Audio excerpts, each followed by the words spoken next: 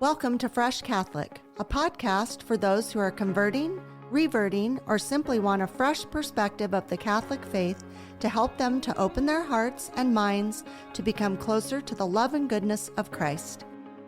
My daily prayer is that I will be a bright light to others, to be filled with the love and light of Christ, so that when people look at me, they see Him radiating out from me for His glory. Hello and welcome. I'm Lori Balderas, and I'm so happy you're here. Today's guest is Jason Griffith, a husband, father, and financial advisor based in Southern California. He strives to live a life rooted in faith, service, and trust in God's providence. For over 20 years, Jason has worked with local youth as a high school and youth football coach, seeing it as a way to give back to his community and mentor young men. Though he was raised in the church, Jason also considers himself a convert, and he describes his journey into a deeper embrace of the Catholic faith as one of the greatest blessings of his life. He's here today to share that story with us. So sit back and have a listen to my interview with Jason Griffith. Well, hello, Jason. Hi, Lori. Thank you for coming today. Thank you so much for having me as a guest. I appreciate it. So it turns out that we know each other from church, but only maybe from sight. Yes. Because I was kind of waiting to see who you were, because Deacon Don, he was the one that kind of hooked this whole thing together with a lot of my guests. Right. He recommended you. So when I was speaking to you on the phone and you said, you go to Mass, and I was thinking, oh, I wonder who it is. I wonder if I recognize him. And I did. Yeah. I had the advantage because I knew who you were, because I told you before, I'd been listening to your podcast. So he's an actual fan. Absolutely. So in my dream life, I would go to daily Mass, but I run a business, I have a family, and on a lot of days I can drop the boys off at school and make it to Mass like 3 minutes late. Uh-huh. But if I'm running Which is a typical Catholic entry into Mass, honestly. Right. That's actually good. Yeah. 3 minutes I in. feel okay, right? But when I'm 10 minutes or more, then I'm like, then I won't go to Mass, and I'll listen to something that I found in your podcast, and I could get the daily readings. Yeah. And then I think you call it the spiritual Eucharist at the end. Yes, the act of spiritual communion. Yes. Oh, and I love it. So then I became a listener and then a fan. So good. When I got your email, it's like, oh my gosh. Oh my gosh, there she is. She's haunting me. It's interesting because I actually had a parishioner who's also a listener suggest the act of spiritual communion. And so he requested me to start doing that. So I did. And I have got a very good response from that a lot of people really value that. We did that during COVID. Simon, my husband and producer, and I videotaped all the masses during COVID for our church. Oh, wow. For the people that nobody could attend. Yeah. And so that's where I heard that the first time, was for all the people at home that obviously couldn't come and receive the Eucharist. Right. And we started doing that. And, it's a beautiful prayer, and it is really, when you listen to it with just every part of your being, it's so beautiful, and it does make you feel really a lot closer to Christ, I think, when you hear it. Absolutely. Yeah. And especially when you understand that the fullness of the Eucharist. So daily Mass, and to receive that, and I just love being able to do that before I enter my day and take on the battles of the day. Right. So obviously there's nothing like the real thing, but that prayer is really helpful. Oh, good. So anyway, I'm so happy you came today, and I can't wait to hear your story. But before we get into your conversion story, I have been asking everybody in this series, I think you're guest number 4. I've been asking everybody, what's your religious background? Because in your intro, I said you were raised Catholic and you consider yourself a convert. So let's hear, how were you raised, and how did all that come about? Yeah, so I was raised Catholic, but it didn't really start until age 12 that I can remember.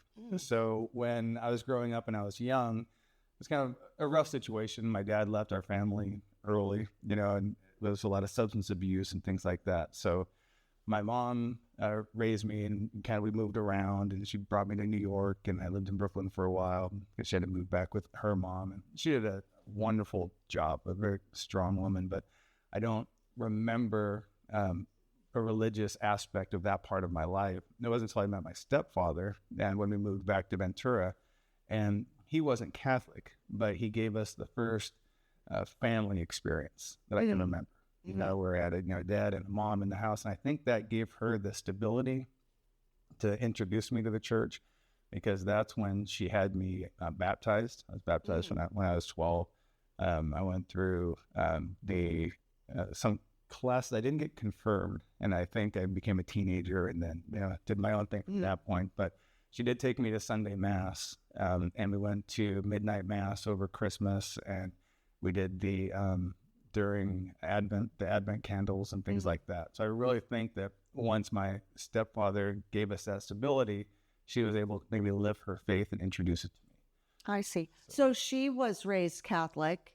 Then you were born, and it's not that you were born and she baptized you and then you kind of weren't a part of the church. You weren't really baptized till you were 12. So there was a period of time where you didn't really have a practicing religion, it sounds like. Right. Yeah, absolutely. And when did your dad leave? At what point of your life?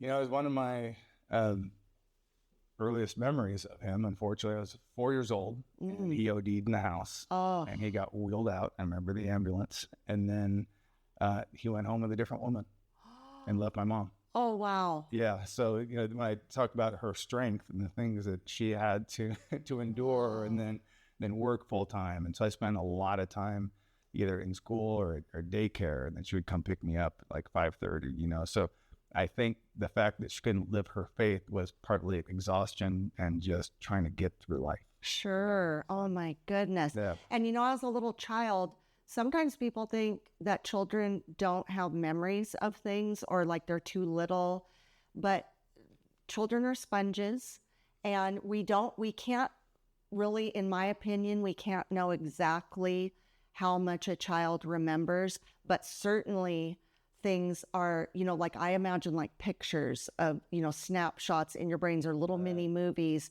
where you do have a memory of things. I know my oldest son and I had a very traumatic event, and he was a baby basically when it happened, but he had memories of it that were, I would always say, tattooed on his brain, because they were so impactful that they just were there. And that's the only, I mean, he was able to verbalize some things. And my husband at the time was like, he wouldn't have known that if he didn't remember. Like, we would have never said it to him. Right. So anyway, that's, I'm so sorry to hear that. But I'm pleased to hear that your mom, well, first of all, amazing that your mom was such a strong woman to raise you. And then thank heaven she, you know, found your stepfather. Sounds like he was, you know, really needed in your family.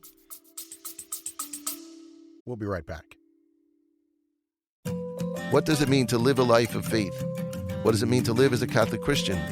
Hi, this is Bishop Kevin Sweeney, host of the podcast Beyond the Beacon. Join me as we unravel and discuss the mysteries of our faith, of the church, of living as Catholic Christians. Be inspired by engaging interviews with priests and seminarians, deacons, religious, women and men who live the life of faith day by day here in our Diocese of Patterson, in food pantries and classrooms and parishes and ministry. How is God working in their lives today? How is God working in our lives? Join me as I ask them and be part of the conversation on Beyond the Beacon. Listen and follow Beyond the Beacon wherever you get your podcasts, or watch it on my YouTube channel. Please check the show notes for more details. Thank you, and God bless you. Yeah. He was, you know, and it was interesting because I was raising my boys now, and I just noticed talking to other parents, you know, I would talk about, you know, camping. I'm like, yeah, you know, I started camping, I think, when I was 12.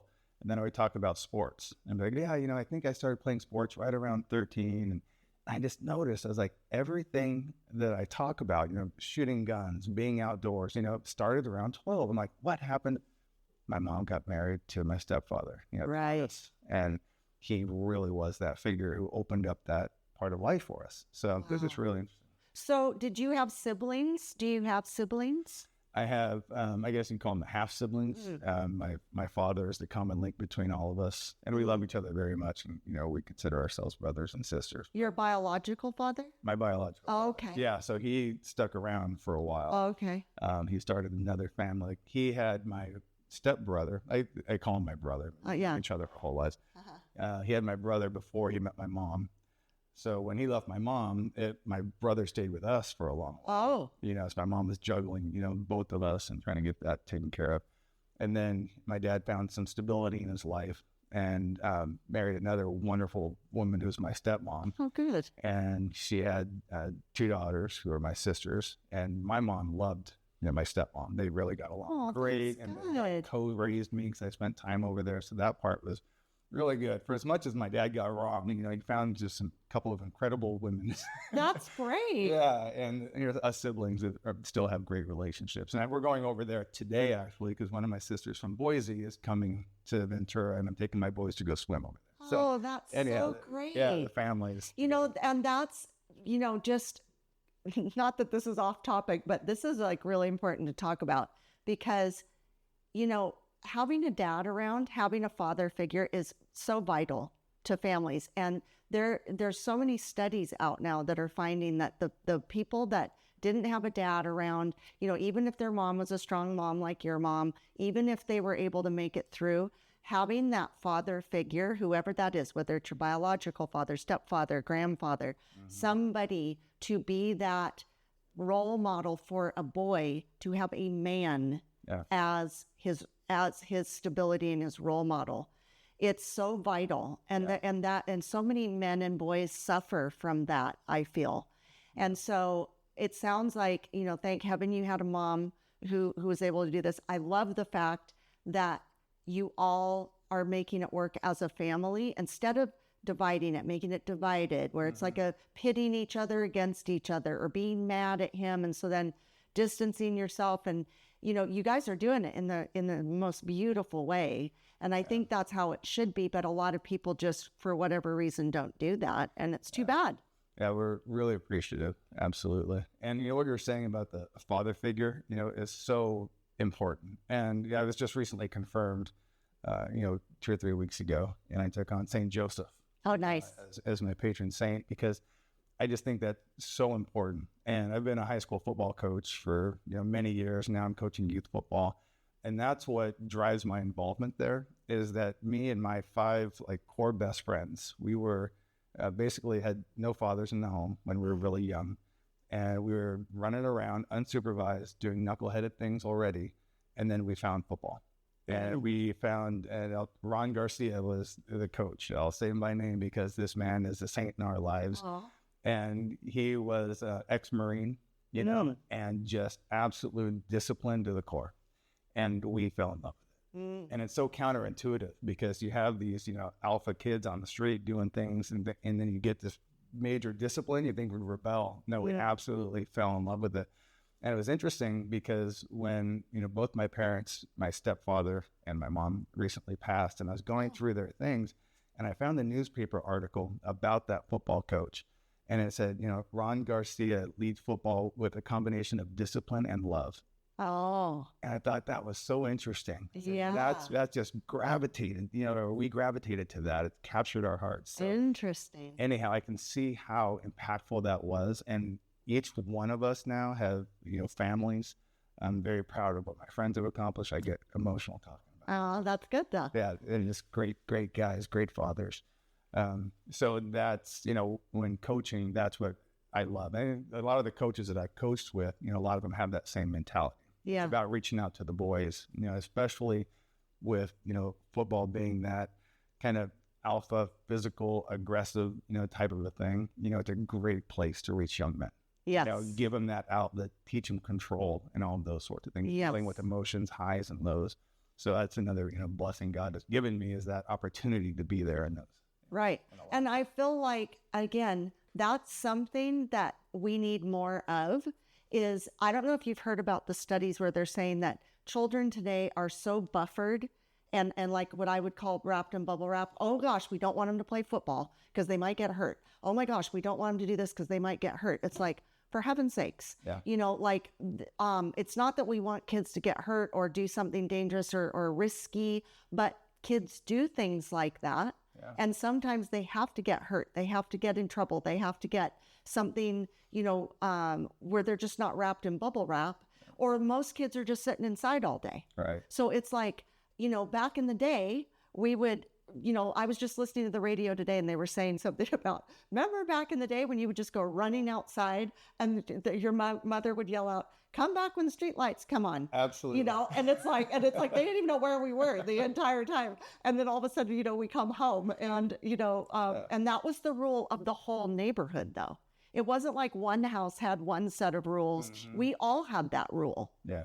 And I think like all the parents kind of kept an eye on everybody because we were in this neighborhood, and it was like, we don't have a lot of that these days. And I do think when there is any child, but a discipline issue where a kid doesn't have a mom and dad at home, or there's something going on, especially today, there's so much anxiety, so many, different things going on.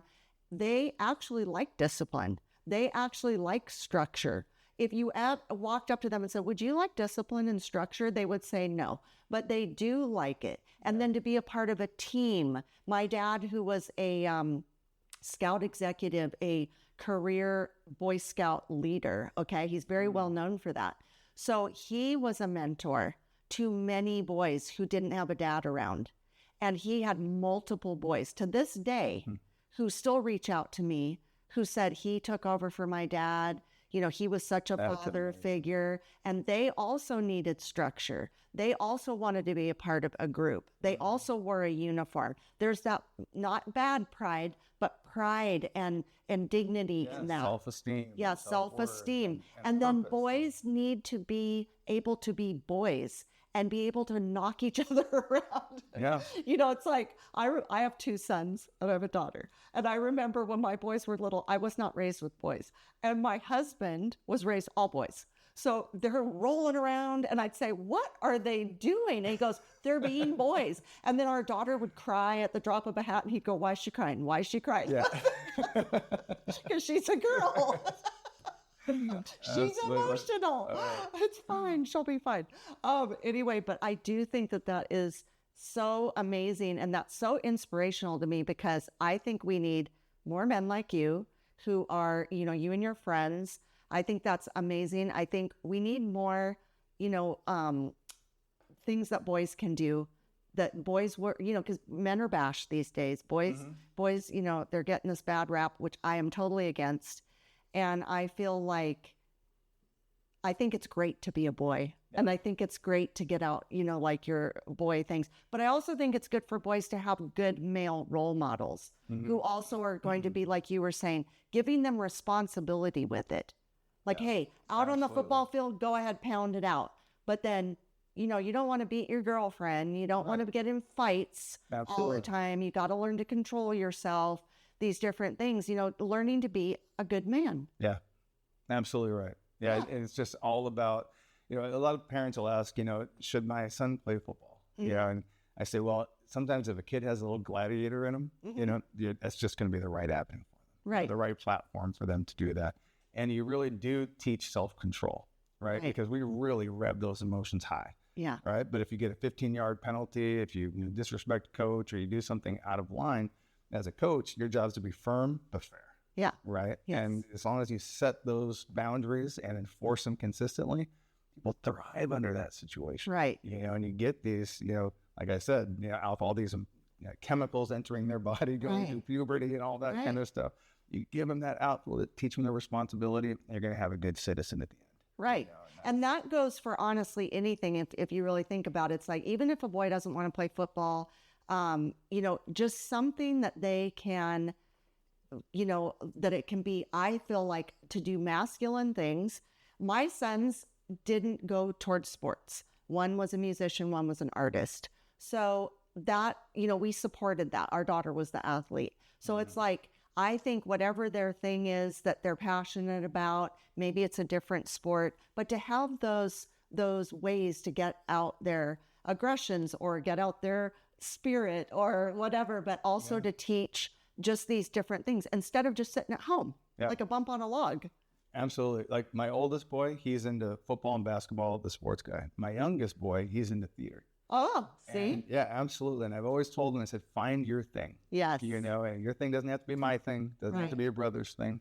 And so my son who's into theater, I'm just so impressed that he approaches it with, with discipline and with responsibility and joy and courage, so he does all of those things in a different venue. Right. But equally impressive. Well, and see, that's also very important for other men and dads to realize is some dads get really fixated on, well, my son is going to do what I did in high school or in sports, and he's going to do that. And I don't care if he tells me no, he has to do it. Well, I think that's not that great. And it sounds like you have a really good attitude. I know we have a grandson that's also into theater, and he is thriving in that. His dad would like him to go the sports route, but his gift is in music and theater. Absolutely. And so, Simon and I are like kind of mega fans.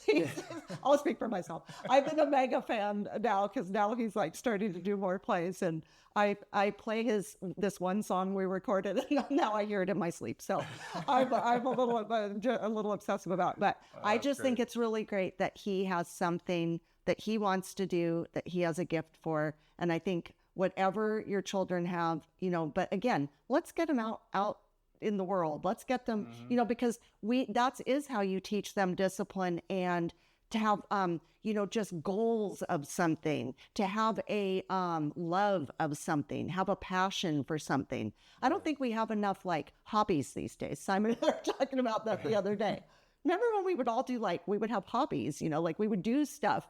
There used to be time, hobbies? I think. I don't know if time is just evaporated. No, but I mean for kids, it's like, they should just be able to have a hobby. But anyway, so that sounds really great. And then so it sounds like, then let's see, you did sounds like you got baptized at 12, but then you didn't get confirmed. I didn't get confirmed. Okay. So and then you kind of did high school and right. Yeah. And was into kind of, new age philosophy. Oh, okay. I started to go down that route, and I'll never forget, walking to the living room and telling my mom some insight about something, it came out of some book, and she goes, well, they just pulled that from the Bible. And I was like, really? So I was like looking at the Bible going, really? That's interesting. So she was kind of bridging, from where I was, and who knows what I was thinking at the time, I was at least seeking truth, and so I was really kind of removed from religion at that point, but seeking in my own way and probably not finding the right people along the way. But it wasn't until I was in college, and I wound up going to Humboldt State, which is up in Northern California.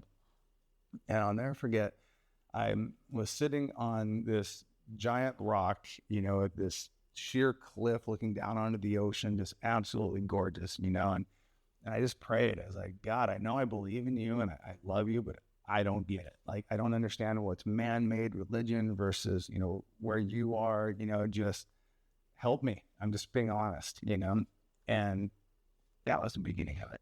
I mean, it was really, from then on, I just felt like there were breadcrumbs through. Wow. Knock, seek, find, it was just really amazing. So I went to the local Catholic church and found a priest, and I just told him what I had prayed and everything else. And he just simply said, well, it seems like it's time for you to take a more mature approach to this. And he said, so why don't you come to Mass or read the Bible? And as soon as you come across something you object to or think is man-made or artificial, let's talk about it. Let's unpack it. And I was like, okay, that's fair enough. Right? Yeah, can't be more reasonable than that. Right. So I went to Mass, only a couple times because I was a college student, still doing my thing. But I was, started to read the Bible. And then my employer at the time, I worked for the dean of the school business. I told her about it, and she goes, oh, well, I happen to have this extra ticket to Promise Keepers. And Promise Keepers was, from what I understand, like an evangelical touring production where it was like dads and fathers getting together and big music production, but, worshiping Jesus. I was like, sure, let's do it, because it came to our campus. So I went, and then I was just like awestruck about all these men and their faith and, all of those sorts of things. So I was like, this is really powerful to me. So I started reading the Bible, and then fast forward, I got my first job and I was flying back and forth to Chicago every week. I was a consultant, and it was really interesting. I'll never forget, I picked up this book in the bookstore and I was just bored just looking at it. It turns out the person in the book was about to get on a flight to Chicago O'Hare. And that's where I was going. I was like, oh, this is an interesting story, So I picked it up, and it turns out it was like a Christian novel. I was like, isn't that interesting? That's kind of like where my mind is right now. Let's read it, And then like the band I was listening to at the time, the singer went through this Christian conversion, and so even though they weren't a Christian band, his songs had these themes. So I was working out, rocking out. Here was God again, working his way in. He's just like slowly coming in. And so I went to a local church, and a friend invited me to a non-denominational church. And that's where I began to go to church and develop relationships. And that's where I started to hear a lot of the anti-Catholic references. What about confession? Like, what about Mary? What about all these things I didn't have answers to? I was like, oh my gosh, like, you're right. Just the Bible. It's so simple. You know what I mean? Like, oh, Jesus, And so I went there and was worshiping with them. And then I just had this epiphany that I was like, I need to take a sabbatical. I need to step away from my career and really jump into this. So I went to a school of evangelism through that school. Wow. Yeah. And it was amazing. Wound up being a missionary down in Mexico and leading groups of missionaries. And meanwhile, I was didn't leave the Catholic Church, but I really was just being fed anti-Catholic stuff, and I didn't have answers to them. So I was worshiping with this other group, and trying to explain it to my mom, and it's like, oh, I just didn't quite understand it all. But I came back to Ventura, and because as I was touring, doing this missionary work, a lot of the theology and things were being told me didn't quite set true to me. I was like, there's something off about all of this a little bit. I don't know. So I came back to Ventura to visit my mom, and I went to Our Lady of Assumption. I had met Father Michael Jeanette, and oh my gosh, he changed my life. Like, what a blessing. That was a divine appointment for me to meet him. Like, I didn't know who he was, I just knew he was a pastor priest. And so I would come and I would challenge one of these questions, like, what about Mary, and like, how can you believe this? And his answers were so humble, so sincere. He took time, we walked the track together, just having these conversations. And he would, he introduced me to scriptural passages, talked to me about tradition and how tradition works, with, the Bible and everything else. And I was just like, this is really amazing to me. And so when I got done with the missionary work, I was invited for a full-time pastoral position with that other church. Oh, wow. And I had to tell him, I said, I think I'm going to go back to the Catholic Church. And they're like, what? Haven't you been listening? It didn't work. And the irony, it was almost like the opposite of what I was seeking. But the more history I studied, the more it confirmed Catholicism. Yeah. And it was just mind-boggling to me. I'm like, it was actually, I read this long book that was, I didn't know it was at the time because it was a former priest wrote the book and an honest look at Catholicism. So I was like, oh, this is trustworthy. Turned out to be really anti-Catholic, especially now looking back on it.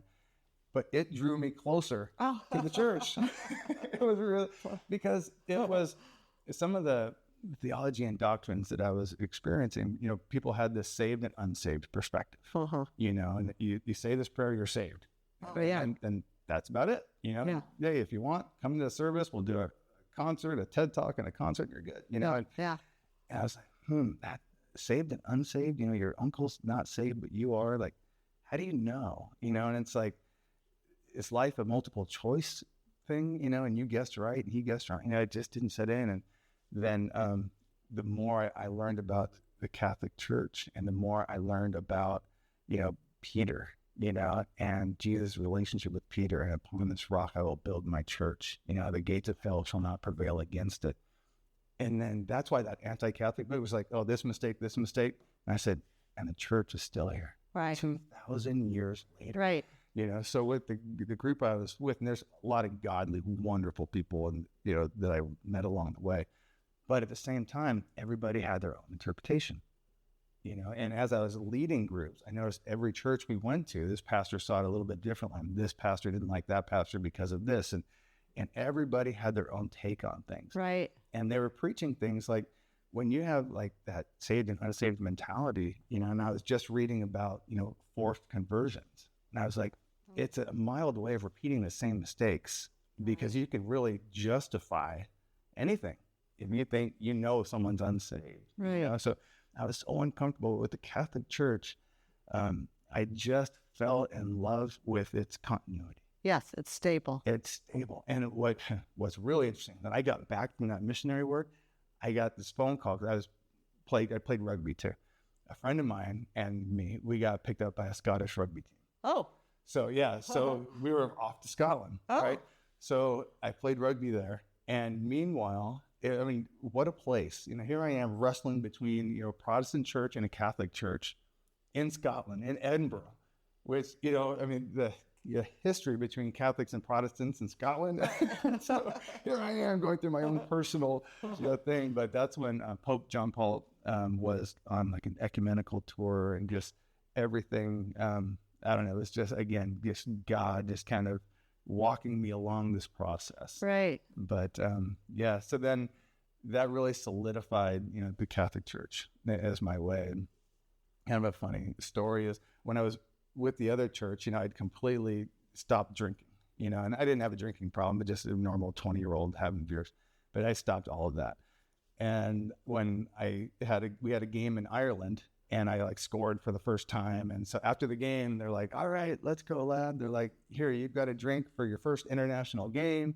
Here's another drink because you scored on international soil, So I went to, we had a good time that night and everything. Well, I went to confession, and I told the priest, I was like, Father, I overindulged, and he's like, wow. He goes, how'd you treat people? I said, oh, we had a good time. He goes, did you get angry or violent? No, we had a good time, Ed. He goes, well, lighten up, lad. He's like, you're Catholic. He's like, that's how the boys get to know each other around here. You're just, having a good time. Just take it easy. And, yeah. But he's just such a charming priest when I met him. But anyhow, so that was kind of my road back to the Catholic Church. And then, but it still wasn't complete, because I wasn't living what I would call a sacramental life yet. I was periodically here or there, but it wasn't until last year, and my mom was, passing away in front of me, basically. Mm. And I was holding her hand, and just thinking about all of our times together, and all that she sacrificed for me and everything else. And I was like, man, what's the number one thing that she has given to me that I'll remember forever? And it was the Catholic faith. Oh. Yeah. So then you decided you would go in all in. Yeah, because then I remembered, it just really, I was convicted that, I need to do the same for my boys. Yeah. And in order to do that, I need to be a good example. I lead by example. And I can only do that, be a good father, pass this along to them if Christ is right there with me. Right. If I'm continuing my conversion story and with him. So did your mom have the knowledge that was going to be your plan before she passed away? Did she know that you were going to fully initiate into the faith? Yeah. She did. Mm-hmm. That's good. Yeah, absolutely. And she would, want to go to mass with me too, but her health was never in a place that she could. Yeah. Yeah. Oh, that's beautiful. That's, I do think that's interesting that you went through these different phases. And, we've talked about this in this whole series with everybody who's been a guest so far, is like, God knows when to kind of enter in at the right moment where it's going to mean something. Yeah. You laying on that rock that day, and you're like, we're asking questions. He sees it all. He knows it all. He knows, where your interests are, where to put these things to draw you in, like you said, breadcrumbs. I call it like lily padding. And, it's just like these different ways to draw you in closer. And when you are talking about, again, nothing against our Protestant brothers and sisters, but for a lot of people that works. For other people, I think we look at, it's Christ Church. He founded the church. Like you said, it's been going on for over 2,000 years. He's been consistent. He does not change. We might read what the Bible says in our own way, but if you really know what he's saying and why, he's very loving and kind, but he's very firm. He loves all of us, but he doesn't like what we're up to sometimes. Yeah, absolutely. And so, I very much appreciate the stability of the Catholic faith. Like I've said in a million episodes, I don't want it to change with the world. I don't want to change with the times. I don't want it to be a bag blowing in the wind. Right. I want it to be an anchor. I want it to stay how Christ wanted it to be, because he's my goal. He's my role model. He's my everything, And I also feel like, I really do encourage people to have that, have an open heart and open mind and open soul to the Lord, because he will come, like if you're super distraught and you don't have anywhere else to turn and you're open to that, and you even just pray, Lord, help me, Jesus, show me the way. He is going to show you the way, but you have to be open to it. Yeah. And also, it doesn't matter how old you are. Like, I became Catholic when I was 49. It's like, yeah. So, it's like, I think you could be all ages, I think it's like, I'm probably not going to say this right, but I feel like, we had RCIA, now it's OCIA. I think children were brought in a certain way, and now they're bringing them in a different way. There's one little girl that comes into mind at our church. I don't know her name. She just has the little face of an angel, and she just glows with like joy when I see her. And she became Catholic. I remember just watching her with her grandma, and just this little face. Every time I think about the purity of, and if we can all just have that, it doesn't matter how old you are. It's that face of just like the glow of the Lord, that's just coming out of this little child. It's so precious. But I see that with everybody, no matter what the age, when they're being initiated into the church. That's one of the things I love, is the ceremony of it all as you're going through the process. It's just so beautiful and everything. So, it's beautiful. You came in, and then your boys, were they, what's going on with their faith? Yeah, they are. I'm so proud of them, because they love Mass, and they love the different priests that we have, and they have relationships with them. But they just finished, obviously baptized, and they did reconciliation and First Communion. Oh, great. So, my 13-year-old, I think it's maybe high school, and they start their confirmation course. So. Yeah, and we have an amazing confirmation course now. We have our youth minister. She's a real go-getter. She's been a guest twice on this show. She's just amazing. She has 4 boys, and she's an amazing mother. She and her husband are amazing parents, are raising those boys. And so she's really doing a great job with that program. So hopefully you can get them into that. Yeah, absolutely. And they're doing a great job, because they go to a Christian school here in town, and which has just done wonders for my kids. Oh, good. The teachers are all just, in love with Christ, and it's infused in their work, and the kids love their teachers and everything else. But they also recognize their Catholic identity. Good. And they appreciate it, and they love, Mass and going to communion and things like that. Does the school recognize that they're Catholic, and also kind of, are they, nice about that and encouraging about that? Yeah, absolutely. Yeah, there's my oldest son, and he and one other friend are the only 2 Catholics in this one history class, and the teacher asked if they wanted to share any perspective on it. It was something that they were reading. She was open to, they talked about it, but they don't know. Yeah, but that's great that she's open to that. Yeah, absolutely. Amazing. Yeah, and it's interesting, because I, along with my older son, I'll read along the history text, because they do, favor one side versus the other, and so they had some negative things to say about the sacraments and, the vow of celibacy of a priest, things like that. They just kind of dismissed it with a couple things. So it's just a good conversation opportunity for us. I don't know. Well, that's interesting, but it's written, by a Protestant author and publishing company. So that's going to be natural. They're going to have a different perspective. Right. This is the Catholic perspective and why. Right. So it opens up great conversation. Well, and that's the thing is when you learn about the faith and you have an answer, like when people ask a question, if you can have an answer, it's great when you can, because that helps. Mm-hmm. But we're going to need to go to a break. I've just thoroughly enjoyed your story. It's amazing, but we do have to go to a break. Sounds good. So we'll be right back. What is happening at Fresh Catholic? Thanks for asking. Well, we have a weekly podcast with lots of topics and guests, and Fresh Catholic Daily, the daily Mass readings. Listen on all platforms and watch on YouTube. I also do short videos every day on Instagram and Facebook at Fresh Catholic. Like, share, subscribe, rate, and review. These are such simple ways to help us out. The other ways you can support our mission of drawing people to the faith or back to the faith are by becoming a Patreon or sponsor. Also simple, but so needed. Our website, freshcatholic.com, has an online store with merchandise, a blog, comics, and Fresh Catholic courses with educator Charles Merritt, with the Hail Mary, the Our Father, the Virtues, the Ascension, the Magi, the Visitation, the Ten Commandments, Sacraments and Grace, Sin, Advent, Angels, Lent, Typology, and even some Bible study courses. Wow, that's a lot. Please share all of this with everyone you know and join the Fresh Catholic family. And remember, be focused, be faithful, and be fresh. And we're back. Okay, so that was a really good first half. I think we went way over half, but that's okay. Right. I was very enthralled with the whole thing.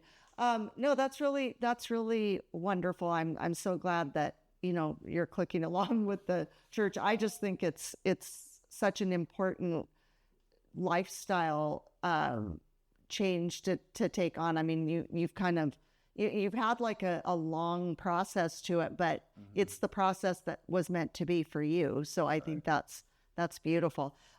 So as you've kind of gone along, what has been like your favorite thing about coming into the Catholic faith? Like officially, where now you're like officially Fresh Catholic. There's a lot of different things. One is living a sacramental life. That's really been powerful for me, because going to regular confession, going to receive the Eucharist, going to Mass as often as I can, it's just been so spiritually nourishing, and it really helps my, not personal conversion, but it just helps me grow, in Christ and get closer. I really appreciate having that kind of accountability, that structure.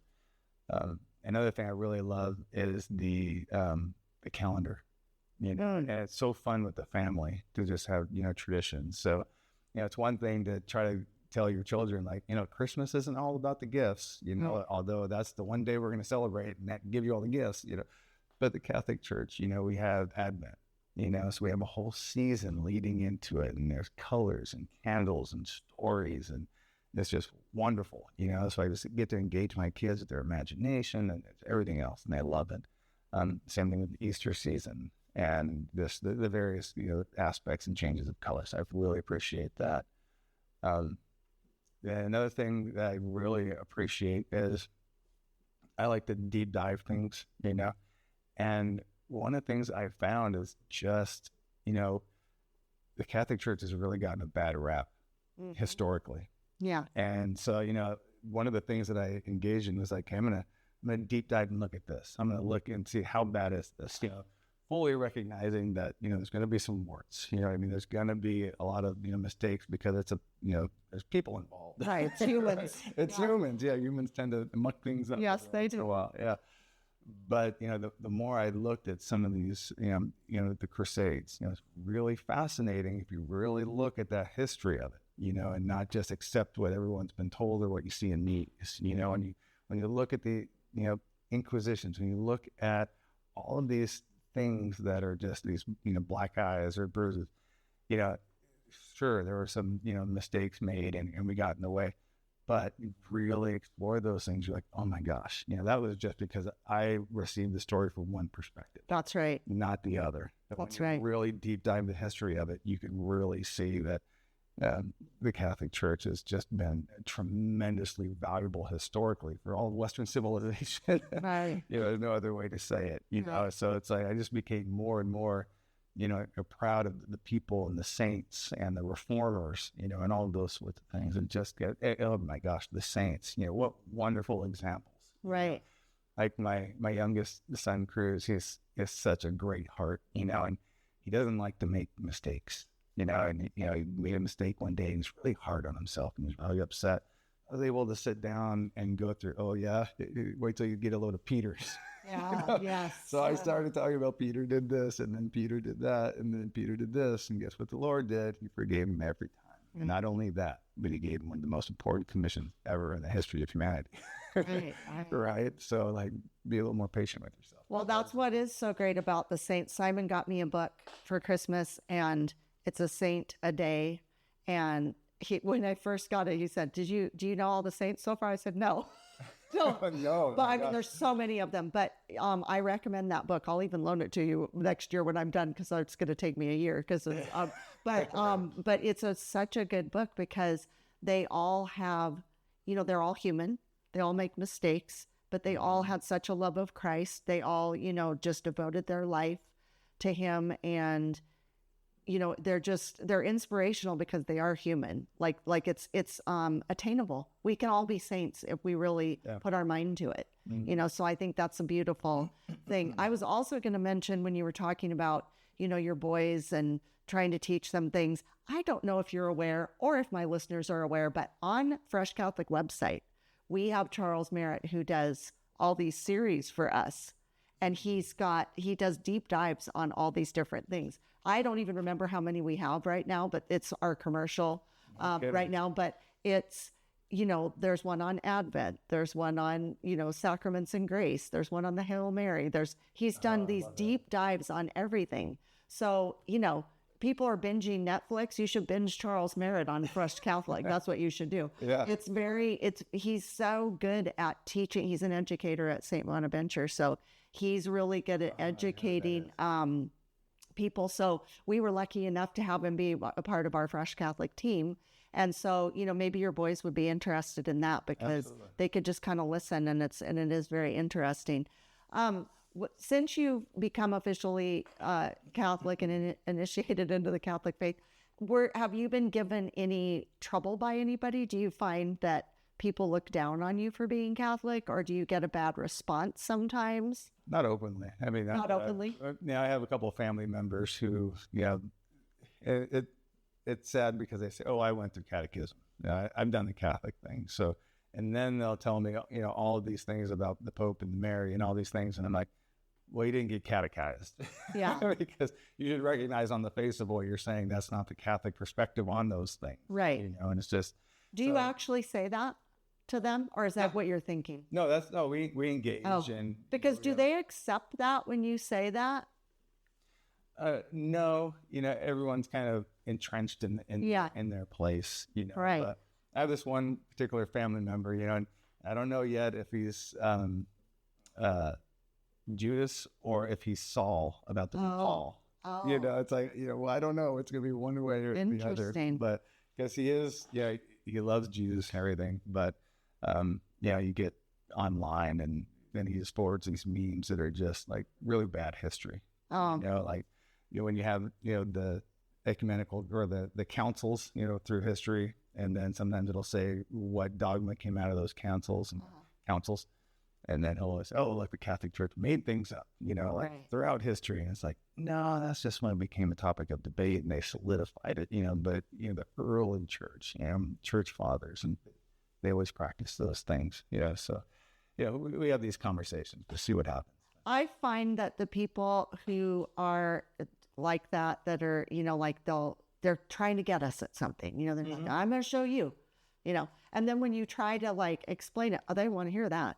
They're very stuck in, they don't want to hear the other side or what maybe the answer is, you know. I don't know if you ever listen to Catholic Answers, but when people call and they are challenging, and the gentlemen on there have an answer, hence the name, Catholic Answers. Yeah. But they do have an answer, and they're very calm, and they're very knowledgeable, and they know the answer. There's an answer.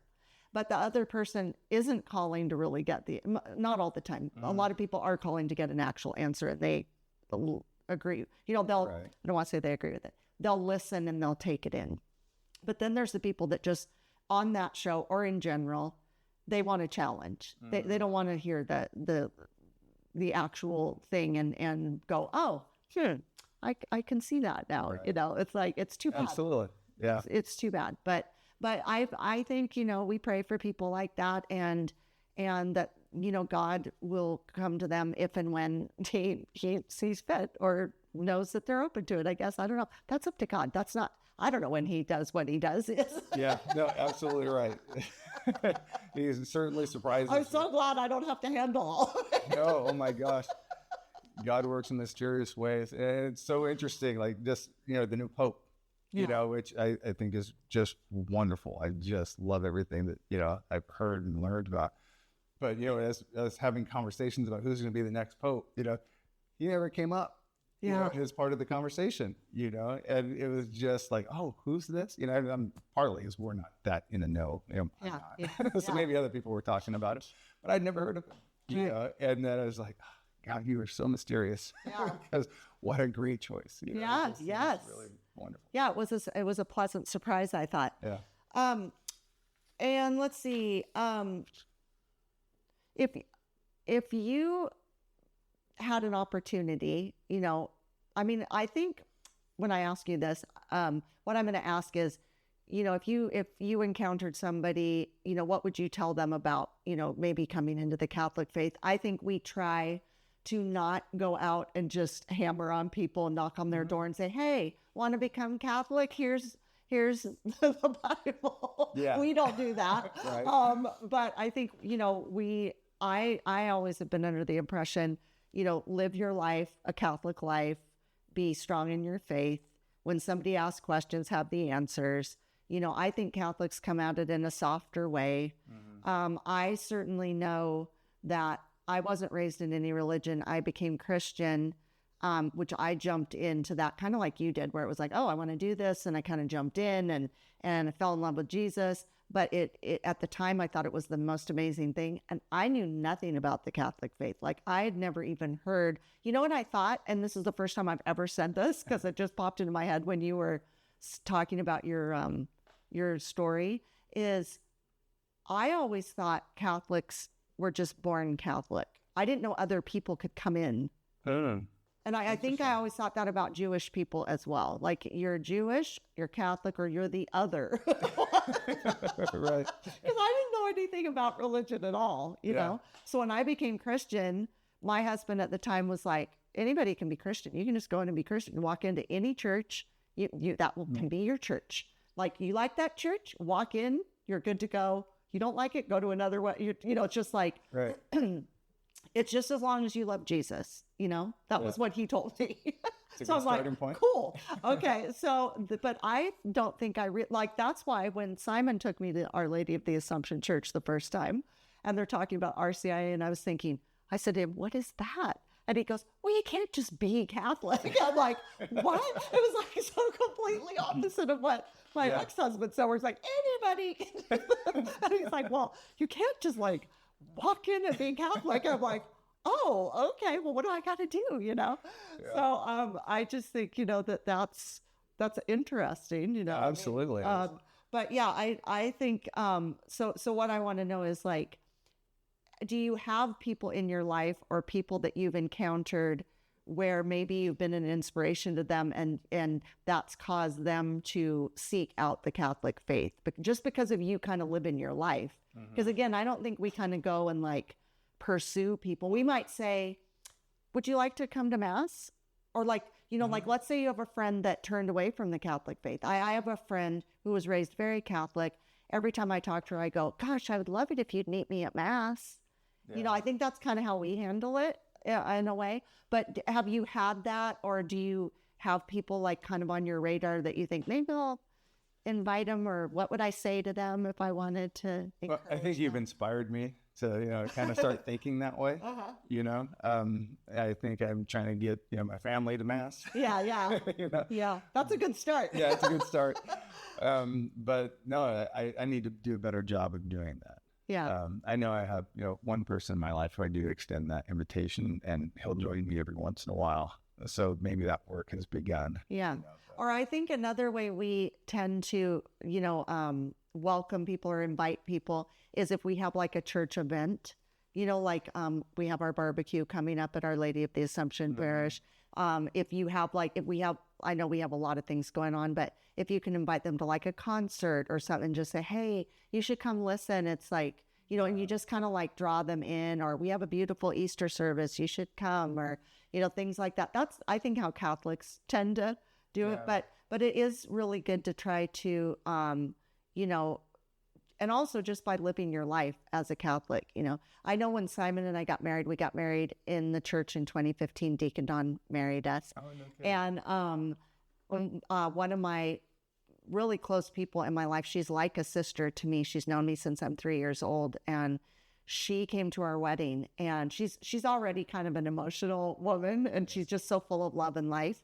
And after our wedding, she was just like, oh my gosh, I just want to become Catholic after coming to that wedding, because it was just so different than a normal, secular wedding, or just, I'm the wedding coordinator, so I put on a good wedding. But it is, it's a big deal, and it's so meaningful. A Catholic wedding is so meaningful and rich in just sacrament and grace and beauty, and the marriage of the husband, wife, and Christ. It's just a beautiful, unbreakable bond, and it's just amazing. And I think that events like that draw people in. I've also had people go to funerals. We have a lot of funerals, sadly, at our church, but those also draw people in, because they're like, wow, this is like, it's intense. Yeah, absolutely. I don't know if you've been to many Catholic funerals, but they're pretty amazing. And like, you don't look at it in the same way, I don't think. It's like you're imagining, oh my gosh, they're going to live with Jesus. It's like, you have that. Yeah. It's people are crying, people are emotional, but it's like, I don't know. It's just like, because there's the incense, and you're thinking, oh, there they go. Yeah. No, it is. It's a beautiful thing. Absolutely. Yeah. So we're coming down to it here, and I have to play this game with you. Okay. The Fresh Catholic game. The lightning round. Path to Catholicism game. Yeah, the lightning round. No pressure. Here we go. No. Okay. So you know the drill. Everybody, if I'm going to give him a word or two, and he's got to give me his word or thought back. Okay. The first word is discipleship. Community, growth, Jesus. Beautiful. The Blessed Mother. Grace, beauty, devotion. The Holy Eucharist. Jesus, conversion, love. God the Father. Majesty, gratefulness. The Holy Spirit. Counselor, teacher, prayer. And Jesus Christ. Lord, Savior, love, compassion. Beautiful. Look at him go. So good. So good. I love to hear everybody's answers, because, if you think about just the different things in our church, the different, we have so many things that everything means something. What's the other thing I love about the Catholic Church, Catholic faith, is everywhere you look in the church, everything has a meaning, everything has a reason, everything has a purpose. It's not just something hanging on the wall. Right. If you think about it, if you go and sit in there and you look around, and then like when you were in OCIA, they take you in and they talk about everything in the church. Absolutely. Which makes everything really mean something. It really does. It really does, doesn't it? And then if you go visit other Catholic churches, you look around and you go, oh, there's the Stations of the Cross. Yes. Oh, there's that. It's like that. It's like we're in a little club, a little Catholic club. Not so little, huge, enormous club, actually. Okay. If Jesus were to appear to you in the flesh right now, what would you say to him or do? That's a big question. I don't know what I would say. I know I would go down to my knees and I know what I would feel. You know what I mean? Just this love and gratitude, and it'd be overwhelming. Wouldn't it? Yeah, I absolutely, it really would.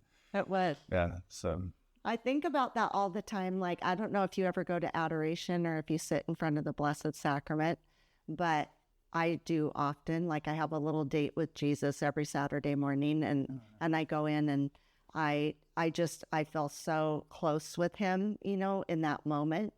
And I imagine him like sitting on the altar, kind of like sitting there. Yeah. Like, just kind of sitting there waiting for me. Yeah. But I just think if we could all have that image when we're in Mass, that he's like standing right there. Do you realize how packed our churches would be if because he is there? Yeah. He is right there.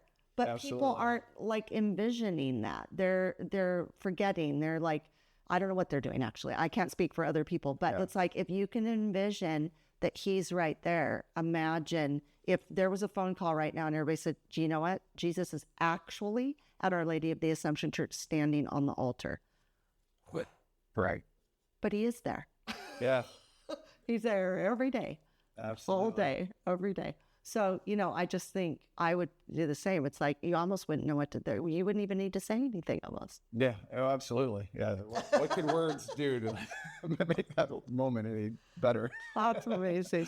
Well, I'm so glad you came today. Is there anything that you didn't get to say that you would like to say before I let you go? Yeah, I think, you know, one of the things that I find is when you're on your road to conversion, you know, there are so many questions that get peppered at people about Catholicism, about the history, about the doctrine, everything else. And I think that what I heard Bishop Barron say was really important. He said, like, faith seeking understanding, not faith dependent upon understanding. Mm. And that's really important because, you know, God tells us to, you know, love God with all of our heart, soul, and mind, right? And strength and mind. The mind is in there. Mm-hmm. So what's beautiful about Catholicism, you don't have to set reason aside. Mm-hmm. You know, like everything has an answer, you know, but you can't get to it all at once. Right. You know, it's 2,000 years, this, that, and everything else. Eventually you have to just submit. Right. You know what I mean? And once, you know, so get your questions answered, you know, but then just love the Lord, because what's the first thing Jesus said when he was resurrected is, peace be with you. Right. You know, and that's to me, that's how I found that peace, was just, you know, at first I was trying to find every answer and researching, and I still do, but it's, again, faith seeking understanding. Right. And I can always rely on just, like, if I don't understand it, I know it's within the catechism of the Catholic Church, you know, I mean, I'm protected and guided by the Holy Spirit. Right. And that's how I find peace and getting answers at the same time. Well, and I do think we're never going to know everything. We're constantly learning, and that's great. But I do think there's times where it's like, we don't have to always have the answer. Mm-hmm. We just need to trust and believe. And we live in such a cynical world, and people are always trying to find fault or find the, you know, where it's like, oh, that didn't happen. And there's none of that. And that's the sad part. Mm-hmm. Is when you can surrender to the Lord and give your life to him and just say, I don't know what's going to happen. You do. I say that a lot. Absolutely right. Oh my goodness. Well, thank you so much for coming. I've really enjoyed this interview, and I think it's very inspiring to people. I think you're a really good role model to your boys and to men in general, and I appreciate that about you. So, thank you so much for having me. It's really a pleasure to be here. I know. I'm so excited. I have a real fan sitting here. Okay. So thank you for coming. I appreciate it. Absolutely. Thanks for coming today. Thank you. Love you. Bye. Thank you for joining me today. Now go out and be a bright light in someone's life. And remember, be focused, be faithful, and be fresh. Fresh Catholic is produced, edited, and recorded in Ventura, California.